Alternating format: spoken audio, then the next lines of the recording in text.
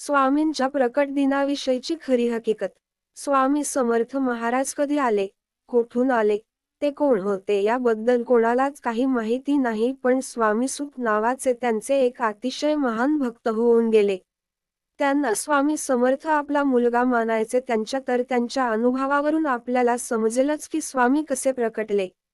तर स्वामींच्या प्रकटण्याची हकीकत अशी. शेकडो वर्षापूर्वी एक पंजाब प्रांतात हस्तिनापूर पासून 12 कोस जवळपास 24 कि.मी. अंतरावर छेलीखेडा नावाचा गाव होता. त्या ठिकाणी विजयसिंग नावाचा एक लहान मुलगा आपल्या भाऊ आणि भावजय बरोबर राहायचा. तो मुलगा कोणाही बरोबर मिसळायचा नाही, तर तिथून थोड्याशा अंतरावर असणाऱ्या साधारण पडक्या अशा जागेत एक खूप मोठा वटवृक्ष होता. त्यात एक छोटीशी दिवाळी होती आणि त्यात एक छोटी गणपतीची मूर्ती होती.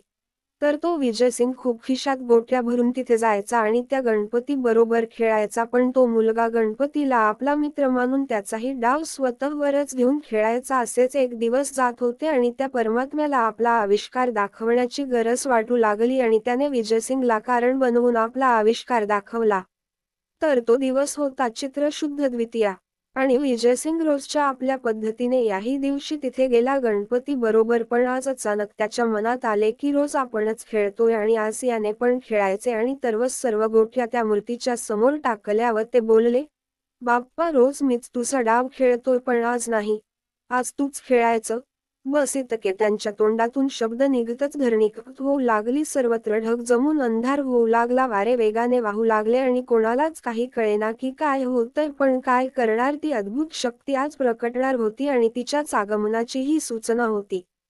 आणि ज्या ठिकाणी गणेश मूर्ती होती त्या ठिकाणी धरणी दुभंगून एक 8 वर्षाची अतिशय तेजस्वी एक बालमूर्ती प्रकटली. आणि तेच दुसरे तिसरे कोणीही नसून प्रत्यक्ष परब्रह्म श्री स्वामी समर्थ महाराज.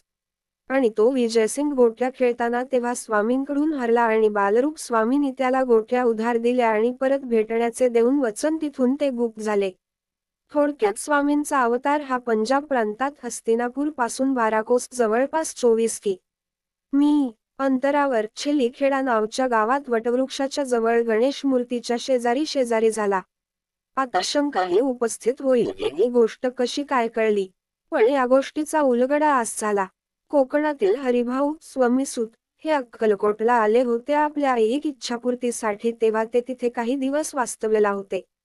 आणि एक दिवस स्वामींनी त्यांना जवळ बोलावले, मांडीवर घेतले, सांगितले की आजपासून तू माझा सूत झालास. सर्व घरदार सोडून दे आणि दर्याकिनारी माझी ध्वजा उभी कर. हे ऐकून हरिभाऊंना रडू कोसळले, कारण ते इथे ऐहिक इच्छापूर्तीसाठी आले होते आणि महाराज तर सर्व सोडायला सांगता आहेत. हे पाहून त्यांना थोडं रडू कोसळलं. तेव्हा स्वामी त्याला म्हणाले की, रडतोयस काय? माझे पोट बघ किती मोठे आहे, त्याच्यावर हात फिरव बघू.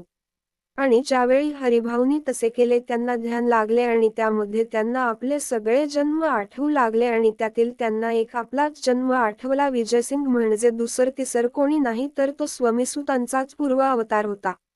आणि त्यानंतर या सर्व गोष्टींचा उलगडा झाला. आणि या गोष्टीला स्वतः स्वामींनी मान्यता दिली आहे, ती पुढील प्रमाणे. पुढील भागात लाईक करा, सबस्क्राईब करा.